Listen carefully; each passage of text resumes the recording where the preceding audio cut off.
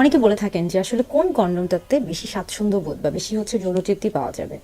মূলত আপনার রেগুলার যে কন্ডোমগুলো রয়েছে এই কন্ডোমগুলো যদি ব্যবহার করে থাকেন এটা আসলে প্রতিনিয়ত ব্যবহারের জন্য সবচেয়ে ভালো।